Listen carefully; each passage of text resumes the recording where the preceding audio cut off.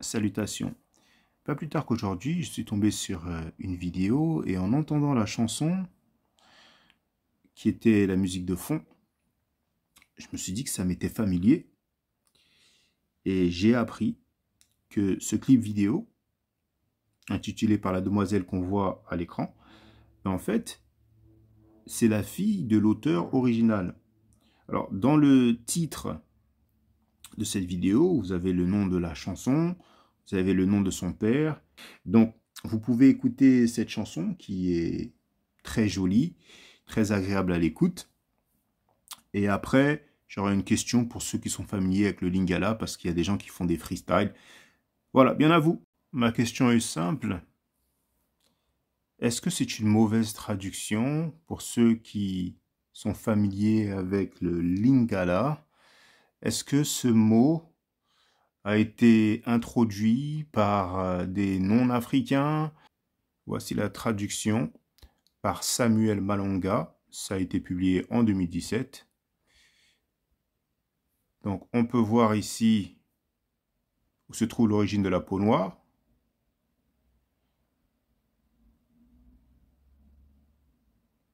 Ici, la photo est celle d'un noir.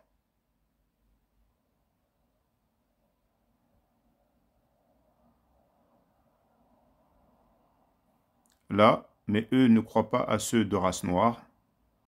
Parce que quand vous désignez l'Africain dans sa langue maternelle, justement, il ne se désigne jamais par la couleur de peau et il ne désigne pas l'autre par la couleur de peau. Je vous donne un exemple simple. Dans ma langue en Kikongo, pour désigner l'Européen, on l'appelle Mundele. Mais la couleur blanche, c'est pas Mundele, la couleur blanche, c'est Pembe. Donc là, on a un exemple et vous pouvez essayer dans plusieurs langues. En Ewe, par exemple, pour désigner l'Européen, on dit Yovo ou Yevu. C'est pas la couleur blanche. C'est pareil dans la langue Beti, la couleur blanche c'est Mfumu, ce qui est blanc. Voilà. Et le blanc, l'individu, c'est une Taran, dont beaucoup de gens ignorent la signification profonde. Mais la signification est quelque peu, c'est une digression. Hein. Elle est très intéressante parce que il semble que ça renvoie à une sorte de termite qui s'installe discrètement et puis ensuite vous ne retrouvez pas votre champ. Bref. Donc pour revenir au terme de voilà, donc quand l'Africain pense dans sa langue et à partir de sa culture, il ne définit pas l'autre ou soi-même à partir d'une couleur de peau.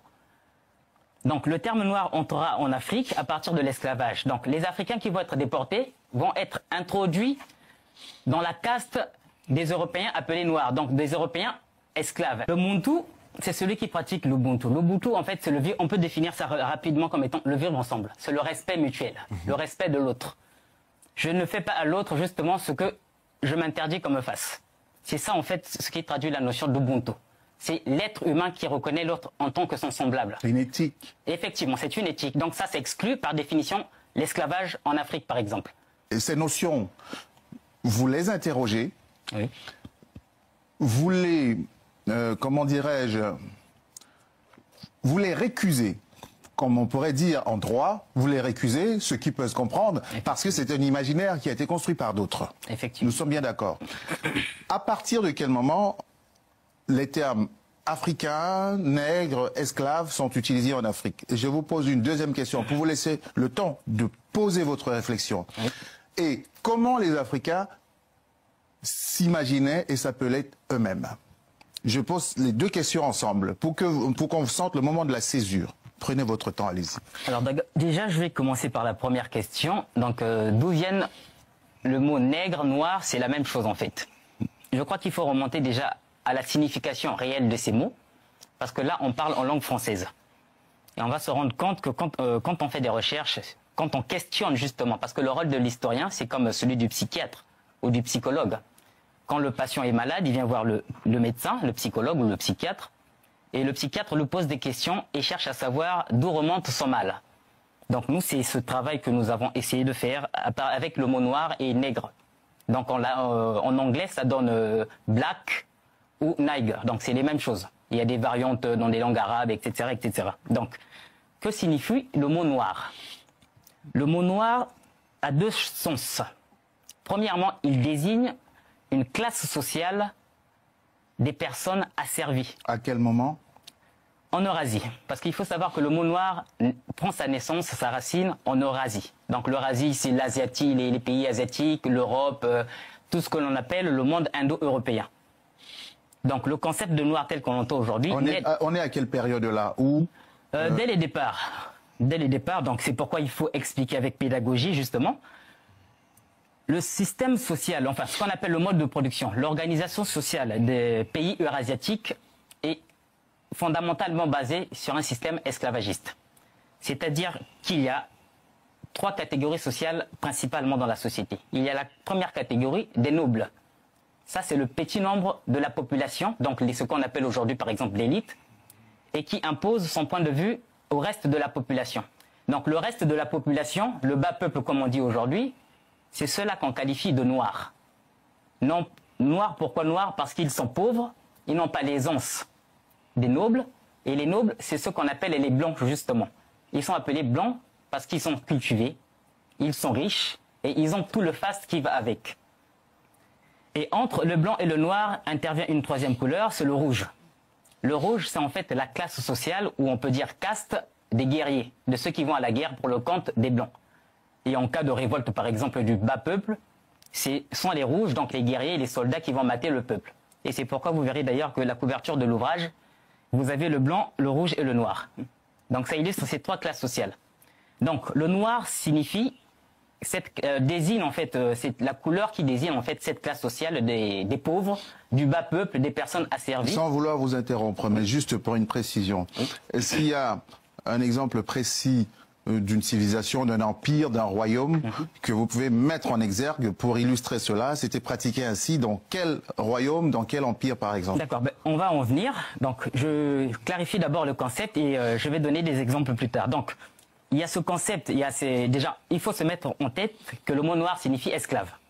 Donc c'est le bas peuple en fait qui a été martyrisé par la population. Il faut savoir qu'en Eurasie, en Grèce par exemple, on était soit homme libre, soit esclave. Moi, je me mets à la place de quelqu'un qui ne connaît pas ces termes. Eurasie, expliquez-lui ce que c'est. L'Eurasie, c'est la population aujourd'hui qu'on appelle blanche ou jaune. Donc l'Asie... Et qui, il y a plusieurs milliers d'années, s'étendait pas seulement en Europe, mais partait de l'Asie. De l'Asie, voilà. L'Asie actuelle. Donc c'est toute l'Asie, de l'Asie actuelle, justement. On va voir le cas de la Chine, par exemple.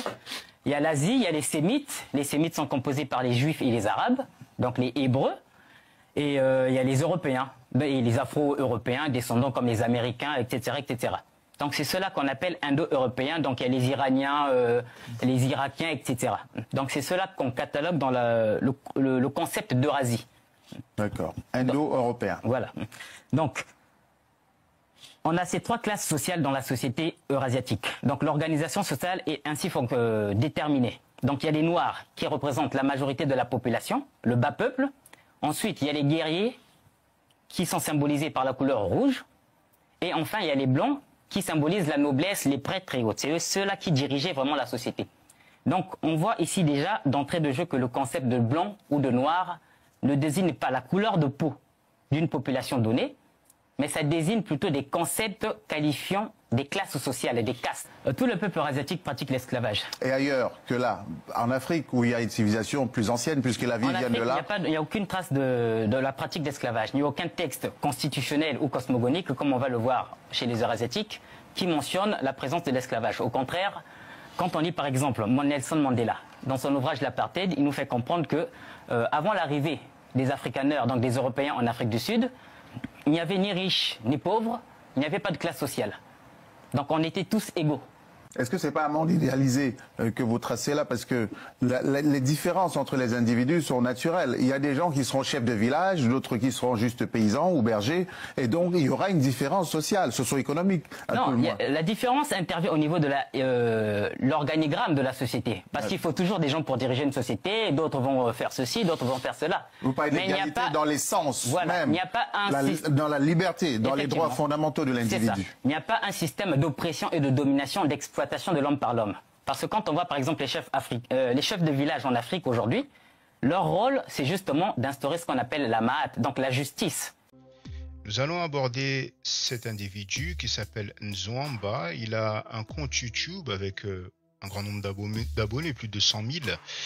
Et il a raconté n'importe quoi aujourd'hui. J'ai rien de personnel contre lui, mais il a dit que l'interprétation de du Dr Cheikh Anta Diop selon laquelle les anciens Égyptiens se nommaient par la couleur de peau est totalement fausse. Donc je vais jouer la vidéo, vous allez l'entendre raconter n'importe quoi. C'est comme les gens qui disent que Kama signifie Afrique, ça n'existe pas dans les Médounétières. Il va confondre la linguistique et la religion et il va mélanger une langue bantou, parce que bantou c'est pas une langue, hein. Il va mélanger une langue bantou ou peut-être des langues bantou et le médounétière, donc c'est triste. Alors pour info, il y a un docteur en linguistique qui s'appelle Obadele Kinbon. Il est professeur à l'université à Accra, donc la capitale du Ghana, donc qui est ici connu en langue africaine, notamment en médounétière. Là, vous avez le titre de la vidéo, c'est sur YouTube, donc ici, c'est le compte de l'individu qui a posté la vidéo. Et dans cet entretien, vous voyez que le docteur Obadele Kinbon, une fois de plus, professeur, hein, il a eu un doctorat en linguistique, qui nous cite le docteur Cheikh Anta Diop, qui nous parle du terme Kemetiu, d'accord? Et c'est traduit donc par les Noirs, etc. Et là, vous avez toujours le professeur en linguistique qui a eu un doctorat dans cette discipline qui nous cite un texte de l'époque de Pépi 1. Et là, on a le terme Kemetiu, vous voyez, et là, la traduction Black People, donc les personnes noires. Vous voyez ce que je veux dire? Donc, vous avez le lien du site du docteur Obadele Kinbon. Ici, c'est juste une partie de son CV, d'accord? Donc, vous avez son nom, un peu de médounétière. Donc, vous pouvez voir qu'il est professeur à l'université de Ghana, etc., etc. Ça, c'est juste une partie de son CV. Une fois de plus, vous pouvez aller sur le site et voir de quoi il s'agit. Donc, là, c'est une source. Avec le Dr Cheikh Anta Diop, ça fait une deuxième source. Et j'ai écrit et j'ai montré dans la vidéo que je vais jouer après l'intervention de Marmaille de Nzouamba. Il y a un professeur en égyptologie à l'université de Memphis qui a fait la même traduction que le docteur Cheikh Anta Diop 50 ans après. Vous voyez ce que je veux dire? Donc ça fait 3 sources, au minimum, hein. Voilà. Être dans le futur. Donc, quand d'autres nomment les choses à votre place, vous êtes sous leur tutelle, sous leur emprise. Donc, nommer, avoir le pouvoir de nommer, c'est un pouvoir extraordinaire, extrêmement puissant. Et donc, c'est ainsi que je dirais que mon enseignement vise, ce que mon enseignement vise, c'est la constitution d'une souveraineté intellectuelle collective. Une souveraineté intellectuelle collective que je considère comme étant la mère de toute souveraineté, puisque nous recherchons la souveraineté, on parle d'indépendance, on parle de souveraineté. Le fondement de toute souveraineté, c'est la souveraineté intellectuelle, de la manière de penser. Donc, la souveraineté intellectuelle est donc la mère de toutes les souverainetés, que ce soit la souveraineté politique, la souveraineté économique, la souveraineté militaire, la souveraineté alimentaire, etc., etc., etc. Donc, tant que vous n'êtes pas intellectuellement souverain, toutes les autres souverainetés que vous convoitez sont futiles, parce que vous allez reproduire les idées que d'autres ont conçues pour vous. Donc, il faut commencer au commencement. Constituer d'abord une souveraineté intellectuelle. Donc, il s'agit de développer une capacité à penser par soi-même et non pas penser par procuration. Quand on se revendique des idées des autres, on ne pense pas par soi-même, mais on pense par procuration. On pense à travers les idées des autres. On pense à travers les idées des autres. Et donc, Kunta Kinte est devenu un noir sous la contrainte des coups de fouet. Mais aujourd'hui, le fouet a disparu et il a été remplacé, donc on arrive à faire de nous des noirs par endoctrinement scolaire et universitaire. Donc d'où l'idée de départ de parler du problème que posent les superstitions universitaires, dont j'ai parlé au début de la communication, du problème que posent les superstitions universitaires, c'est-à-dire ces croyances enseignées qui nous sont présentées comme des vérités irréfutables, des sciences dont on tire la certitude d'être des noirs aujourd'hui. Parce qu'aujourd'hui, nous sommes donc certains d'être des noirs. Mais d'où nous vient cette certitude-là d'être des noirs? Ça nous vient justement de toutes ces croyances qu'on nous enseigne à l'école.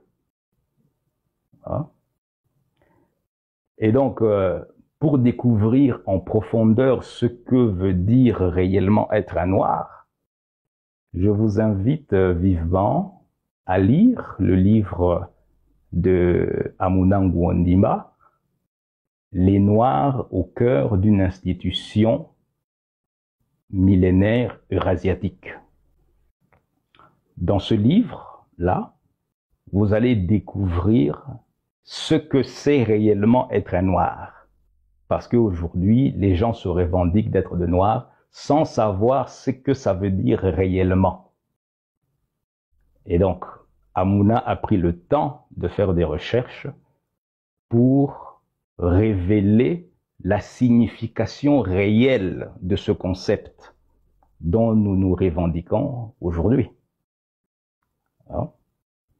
Alors, bon, je pense que je vais m'arrêter là pour le moment, le temps de prendre éventuellement quelques questions, en attendant de poursuivre sur un deuxième volet pour expliquer maintenant par quel mécanisme on arrive à faire de nous des noirs. C'est-à-dire que comment est-ce que les croyances, les superstitions universitaires nous sont inculquées pour finalement être convaincus d'être des noirs.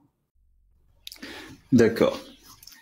Bon, bah écoutez, vous qui êtes présents, n'hésitez pas, si à ce stade vous avez le besoin de poser quelques questions à Nzwamba par rapport à ce qu'il vient de dire là, n'hésitez pas à monter. Alors, si vous montez, soyez succinct dans la question que vous allez lui poser. Comme ça, il va pouvoir repartir sur la suite. Donc, je vous laisse le temps. Si vous avez des questions, éventuellement, vous pouvez écrire également si vous avez des questions. Comme ça, il pourra lire la question et y répondre.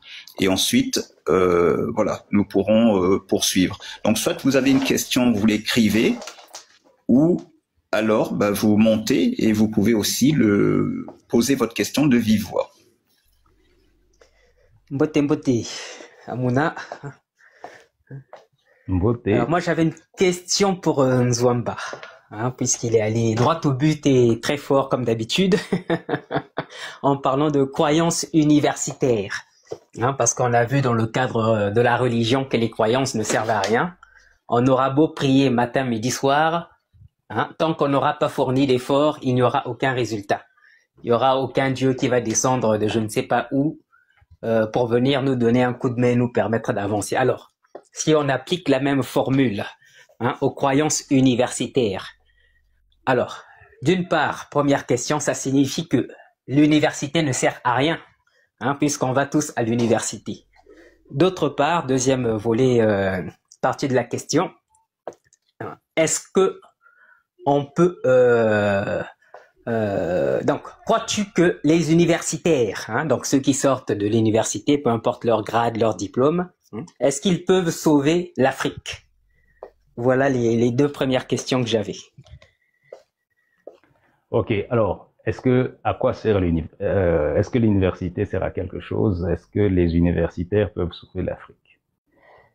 À quoi sert l'université? Bon, l'université sert à quelque chose, pas pour nous, mais pour ceux qui ont conçu ça. Pour ceux qui ont conçu ça. Pour eux, ça leur sert beaucoup. Et c'est en ce sens que dans la deuxième partie, je vais expliquer. Dans la deuxième partie, je vais expliquer comment, effectivement, ce système d'enseignement, pas seulement l'université, c'est depuis l'école primaire, secondaire et tout, bref, tout le cursus, tout le processus d'enseignement depuis qu'on est petit jusqu'à l'âge adulte. C'est à peu près 20 ans, c'est à peu près 20 ans comme ça d'endoctrinement pour aboutir donc au bout du processus à faire de nous des Noirs. C'est-à-dire c'est quand même à peu près grosso modo une vingtaine d'années donc d'endoctrinement pour inculquer en nous la certitude d'être des Noirs. Et une fois que tu es convaincu d'être noir, là maintenant tu sers à quelque chose. Tu sers à quelque chose, non pas pour vous, mais pour ceux qui ont conçu ce système d'enseignement-là. Pour ceux qui ont conçu ce système d'enseignement-là. Et ça me permet de rebondir sur la deuxième question. Est-ce que les universitaires peuvent justement sauver l'Afrique en gros? Alors, si vous n'entrez pas en rébellion intellectuelle, et que vous restez dans les schémas prescrits de cet enseignement, vous ne servez strictement à rien. Vous ne servez strictement à rien. C'est entrant en rébellion intellectuelle que vous finissez par servir à quelque chose. L'exemple le plus emblématique de cela, c'est Cheikh Anta Diop. Cheikh Anta Diop qui, lui, a fait le parcours classique, et à un moment donné, il ne s'est pas retrouvé dans tout cela. C'était l'aliénation. Et il est entré en rébellion intellectuelle et il nous a produit les travaux que nous connaissons et à partir desquels nous poursuivons la recherche pour nous désintoxiquer. Donc, si Cheikh Anta Diop n'était pas entré en rébellion intellectuelle, il n'aurait pas été capable de nous fournir les matériaux que nous utilisons aujourd'hui pour nous reconstruire culturellement. Il aurait été complètement inutile. Et donc, la seule façon d'être utile pour le projet de renaissance africaine, c'est d'entrer en rébellion intellectuelle. Ceux qui n'entrent pas en rébellion intellectuelle sont complètement inutiles, voire même dangereux. Et donc, on voit comment Cheikh Anta Diop est entré en rébellion intellectuelle. À sa suite, le professeur Obenga, lui aussi, il est entré en rébellion intellectuelle pour nous fournir donc les travaux qu'on leur connaît, et bien d'autres après eux. Donc, si on reste simplement dans les schémas prescrits de cet enseignement, on est totalement inutile, voire même un danger pour le projet de renaissance africaine. C'est ça que je peux dire. Ok. Alors, c'est pas tout à fait une question, parce que c'est pas formulé comme une question, mais comme tu peux le lire dans les commentaires, il y a Matt Forever qui dit, contrairement à ce que l'auteur a dit, à Kemet, les habitants s'appelaient Noirs. Diop a documenté ça dans Histoire générale, et j'ai pas la suite, 2, je pense. Donc de toute façon, c'est écrit dans les commentaires. Oui, donc, je connais pas formulé comme une, voilà, c'est pas formulé comme une question, mais voilà, je te laisse rebondir. Oui, je connais cet argument-là. Je connais cet argument-là, mais cet argument-là est fausse. C'est pas parce que Cheikh Anta Diop dit des choses que c'est vrai. Cheikh Anta Diop a produit des ouvrages scientifiques. Il n'a pas créé une religion autour de son travail. Malheureusement, ce qu'on observe aujourd'hui, c'est qu'il y a ceux qui ont décidé de créer une religion autour du travail de Cheikh Anta Diop. Donc, est-ce que les anciens égyptiens se qualifiaient de noirs? Ce n'est pas vrai. C'est faux parce que chez les Bantous, on ne se nomme pas par rapport à la couleur de la peau. Donc, cette interprétation-là, selon laquelle les anciens Égyptiens se nommaient par la couleur de la peau, cette interprétation-là est fausse. Elle est totalement fausse. Donc, le travail de Cheikh Anta Diop, c'est un travail scientifique qui mérite d'en faire la critique. Ce n'est pas parce que Cheikh Anta Diop a écrit des livres que ces livres sont devenus des bibles. Donc, dans ce que Cheikh Anta Diop a écrit, il y a aussi des choses à redire. Hein? Donc, toute l'œuvre de Cheikh Anta Diop n'est pas à boire comme du thé sucré. Il faut multiplier ses sources et n'est pas simplement se contenter d'une seule source. Quand on se contente d'une seule source, là, on tombe dans le domaine de la croyance. Et donc, en ce qui concerne donc les croyances identitaires, là, j'ai levé le voile sur la question de noir.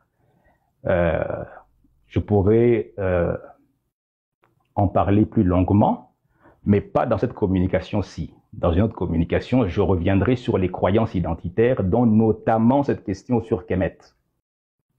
Hein, je reviendrai sur un autre live pour justement détailler cette question des croyances universitaires, des croyances identitaires, pardon, des croyances identitaires dont on s'affuble aujourd'hui sans discernement. Hein. Chez les Bantous, on ne se nomme pas par rapport à la couleur de la peau. D'ailleurs, les Européens ne sont même pas nommés blancs. Ils ne sont pas nommés par rapport à leur couleur de la peau. La question de se nommer par la couleur de la peau nous est venue des ségrégationnistes. Et donc tout le travail de l'égyptologie doit aussi être pris avec discernement. Il ne faut pas tout boire comme ça d'un trait, comme si tout ce qui nous est présenté est buvable. Il faut aussi avoir une pensée critique. On n'est pas dans la religion. Voilà pourquoi je parle de souveraineté intellectuelle. Cette capacité de penser par soi-même, c'est très important. C'est très important. Donc, c'est ça que je peux répondre pour le moment. Donc, comme effectivement, nous allons rester sur le sujet d'aujourd'hui, effectivement, ça, comme tu l'as dit, hein, ça pourra faire l'objet d'une prochaine communication. Et à ce moment, Math Forever, je ne manquerai pas de t'inviter à ce moment. Comme ça, tu pourras venir éventuellement échanger avec Nzouamba sur cette question, puisqu'on abordera justement la question des identités. Et donc, puisque nous voyons les croyances qu'il y a à travers ce type de réflexion. Très bien. Nzouamba, je pense qu'il n'y a pas d'autres questions, donc on peut continuer. Quoique, attends, oui, je pense, hein, a priori. Ok, bon. Je vais voir, est-ce qu'il y a... L'Égypte antique est-elle uniquement bantou? Il y a une question.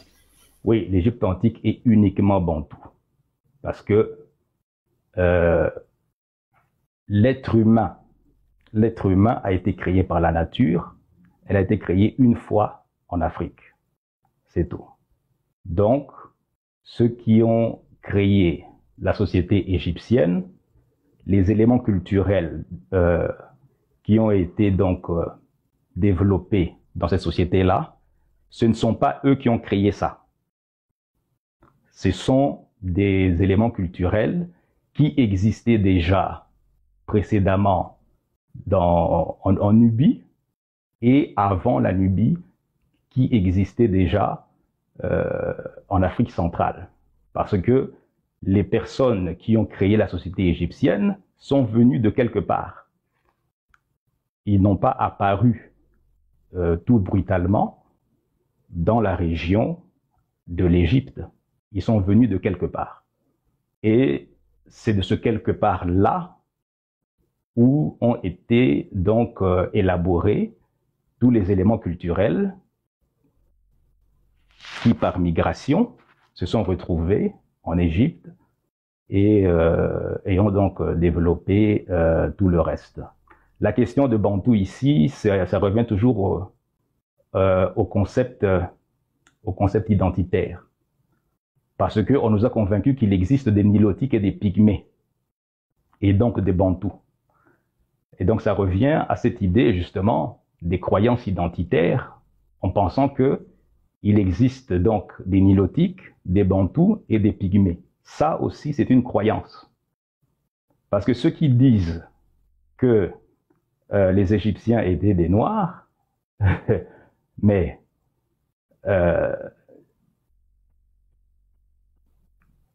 on voit très bien aujourd'hui, dans l'Afrique actuelle, dans la culture vivante, aujourd'hui, qu'aucun peuple en Afrique se nomme par rapport à la couleur de la peau. Parce que quand vous désignez l'Africain dans sa langue maternelle, justement, il ne se désigne jamais par la couleur de peau. L'Africain, dans sa langue maternelle, ne se désigne jamais par une couleur de peau. Sur le site de l'UNESCO, vous avez l'histoire générale de l'Afrique. Donc, dans le volume 2, c'est disponible, hein, c'est gratuit. Hein, vous allez sur un moteur de recherche. Donc, volume 2, à la page 40, parce qu'ici la page précédente c'est 39, vous avez le premier chapitre intitulé Origine des anciens Égyptiens. Et l'auteur, c'est le docteur Cheikh Anta Diop. À la page 62, puisqu'on voit ici la page précédente, 61, le docteur Cheikh Anta Diop a écrit « Dans la langue égyptienne, on forme un collectif à partir d'un adjectif ou d'un substantif en les mettant au féminin singulier. Kemet a été formé de la sorte, à partir de l'adjectif kem, noir. Il signifie donc rigoureusement les nègres et pour le moins les noirs. Le terme est un collectif qui désigne ainsi tout le peuple de l'Égypte pharaonique en tant que peuple noir. En d'autres termes, sur le plan purement grammatical, si l'on veut désigner les nègres dans la langue pharaonique, on ne peut pas user d'un autre mot que celui-là même que les Égyptiens utilisaient pour se désigner. Pour se désigner. Il y a mieux. La langue nous offre un autre terme, Kemetiyu est égal les nègres, les noirs, littéralement. Certificate in Egyptology, Jean-Charles Decker.